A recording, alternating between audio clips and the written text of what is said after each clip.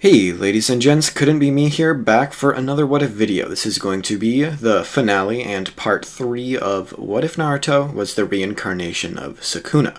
So in the last part we basically left off with Sukuna realizing that his shadow clone kinda just dissipated because it was actually defeated in battle. This was done by the Raikage and B. Using their double lariat, they actually did manage to take out one of Sukuna's shadow clones. Surprisingly, let's be honest, nobody was really expecting this. So, Sukuna, seeing this actually, happen because the memories of the shadow clones come back to you whenever you use them, he decides that that is where he needs to go with his actual main body in order to actually, defeat these foes. That is one of the strongest, if not the strongest village behind the Leaf Village, which he already kind of conquered. So now deciding, why not, I'll head over there, I might as well, he decides he's going over there. So now, let's be honest, Sukuna's real fast, he's real fast, so literally a few minutes, maybe not, it's not even an hour, let's be honest, he arrives at that battlefield.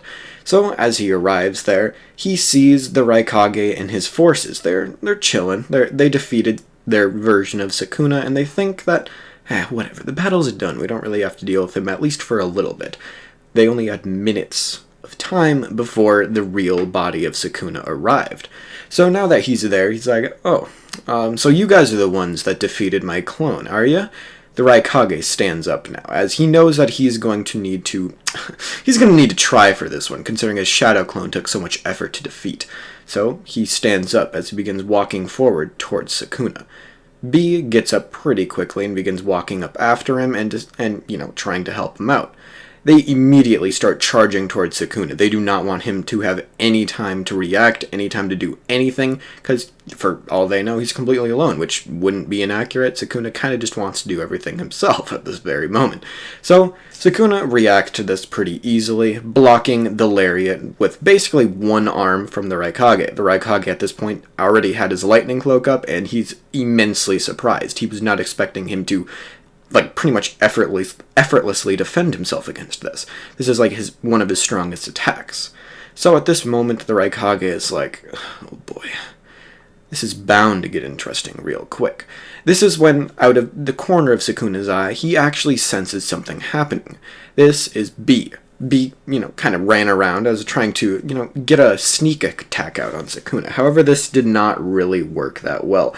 Sukuna is much more experienced than a lot of pretty much any ninja, other than, maybe Hagoromo. Let's be honest here, he's been alive for, 1,000 years. He's pretty cool like that, so he has a lot of battle experience, and surprise attack just isn't going to work on him. So he goes for that, but obviously this does not work. He blocks the tentacle that, B just shot out at him, or, dodges it. He dodges it, going backwards as B, he still has all of his forward momentum. He goes forward, and he's about to make contact with Sukuna, and he's like, okay, I know exactly what I need to do now. This is B talking at this point. He's like, okay, I'm going to throw a punch, because obviously I missed. Sukuna just seemed to dodge. He didn't really seem to think about the fact that, he had this forward momentum going. So he goes for this punch now. Obviously, this isn't really going to work on Sukuna. He actually had planned for this to happen. So what Sukuna does now actually shocks the Raikage. He was expecting them to be able to stand at least a little bit of a chance, be able to do at least a little bit of something against Sukuna, but he was not expecting this.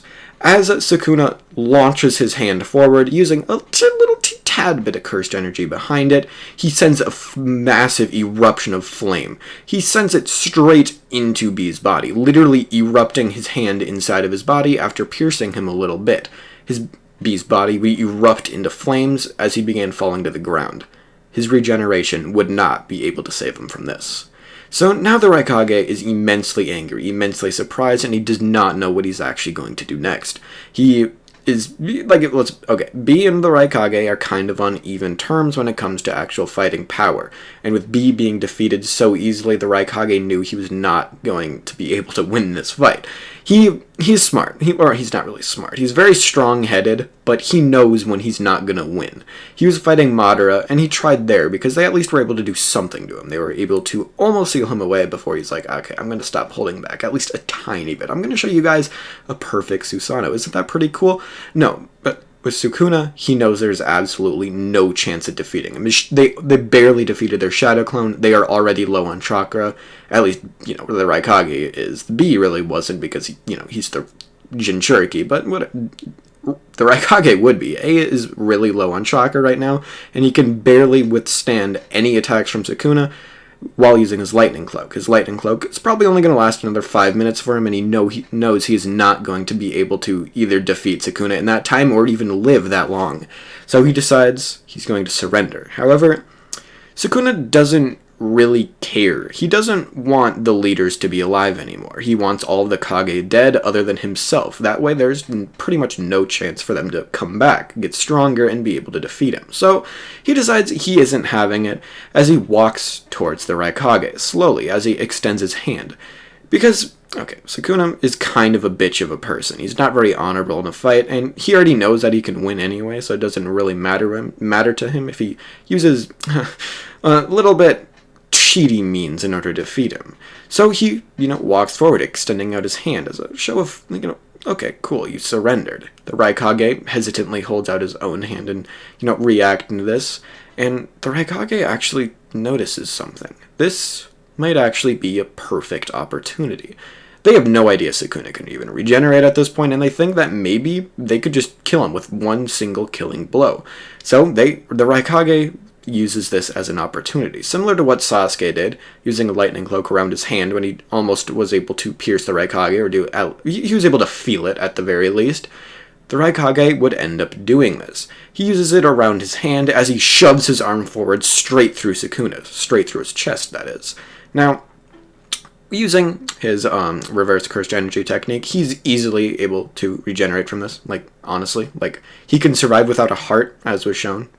So he's gonna easily be able to survive this, and then he's like, okay, I was trying to be at least a little bit nice there. I was gonna give you a quick death, but now we're going with the torturous method. So now Sukuna is angry. He does not really feel like dealing with this right now. He was going to give him a nice death. He was going to go quick with it, and he didn't really want to actually, he didn't want to torture the Raikage, but now he kind of does. Now he's a little angry, a little bloodlusted, and he has some plans for what he's going to do with the Raikage now. Sukuna sighs. The hole in his chest regenerates almost immediately as the Raikage takes a step back as a gasp. I cannot fucking speak right now. As a gasp comes out of his mouth, he's like, oh my fucking god, oh shit. Sukuna slaps him across the face, sending him flying through multiple trees. This does not even get anywhere near enough to kill the Raikage. He's tree level, let's be honest. So he gets up and he's like, okay, well, I don't think we're doing anything for, peaceful here. There's no chance I'm actually going to be able to surrender to this guy. He's just going to kill me, so I might as well go out in a big flame.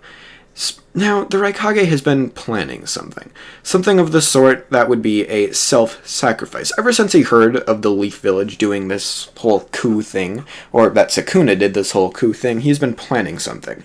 He knew that he might have to die in order for this to work, so now he knows what he has to do. He closes his eyes for a brief moment as he opens the 8th gate. He would be, what? The Raikage opening? Okay, let's be honest. The Raikage would probably have a pretty easy time with the absolute immense amount of taijutsu that he already knew. He'd probably have a pretty easy time learning the gates. So he actually took the time to do this as he opens the 8th gate. He charges towards Sukuna now, dealing massive blows to him, but every time it happens, Sukuna just regenerates. The Raikage is getting angry. He doesn't know how he's going to actually defeat him. Maybe if he completely gets rid of his entire body, he won't be able to regenerate from it. So, charging up some power in his arm, and Sukuna's kind of like Madara in this regard. He'd be like, okay, I'm going to let you charge up your really powerful attack, because I don't really care that much about being honest.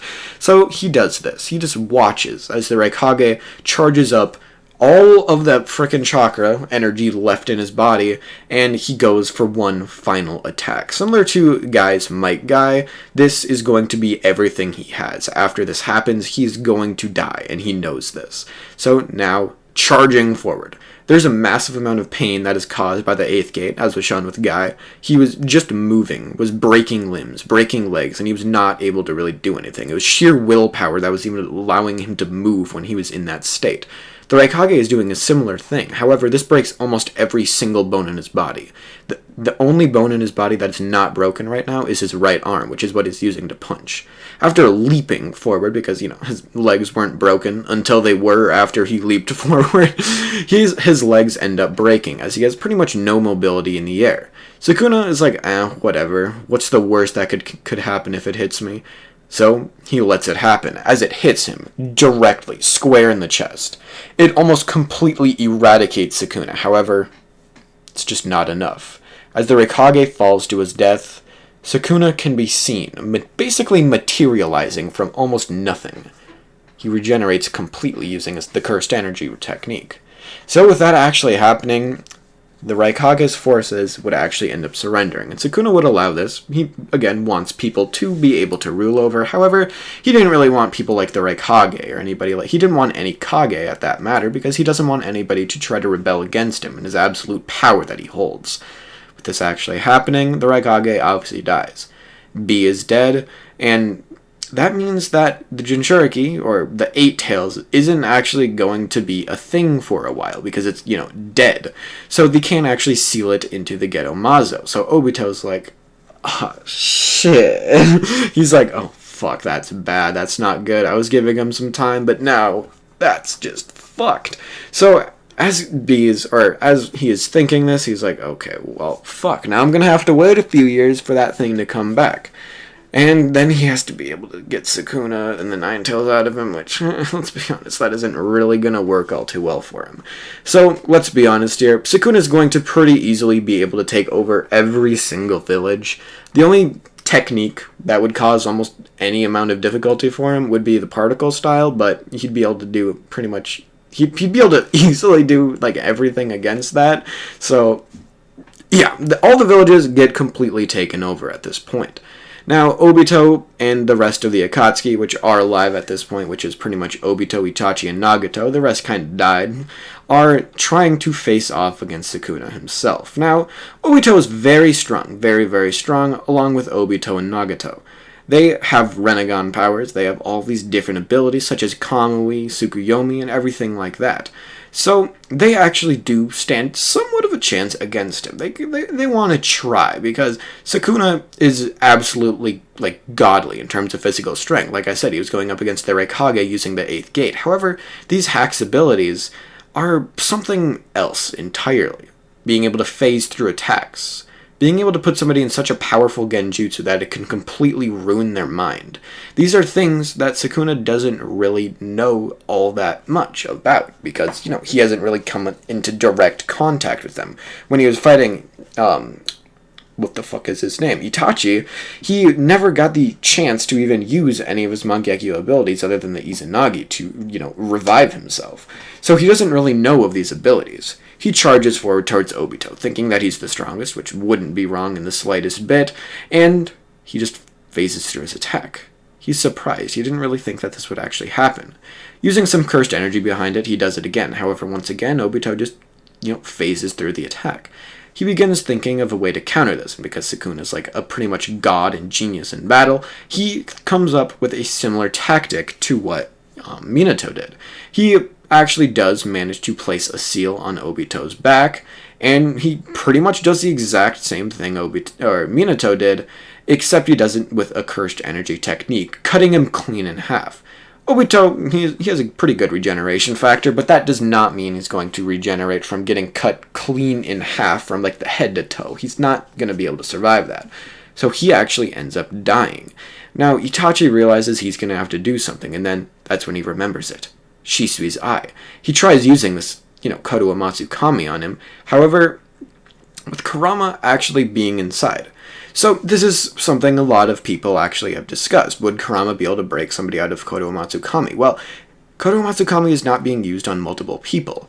The reason that Kodo Uematsu Kami can't actually be broken is because they don't know that it's there. They can break the genjutsu, they just don't know that the genjutsu is there. Meaning that if the genjutsu is only placed on Sukuna himself. Therefore, Kurama would actually be able to break him out of it because of the fact that Kurama isn't inside of Karo Matsukami himself. It's like, oh yeah, it's this unbreakable genjutsu, but you can still break out of it. It's just you don't know that you're in it in the first place. But if somebody tells you you're in it, then you can break out of it, or they can break you out of it by disrupting your chakra.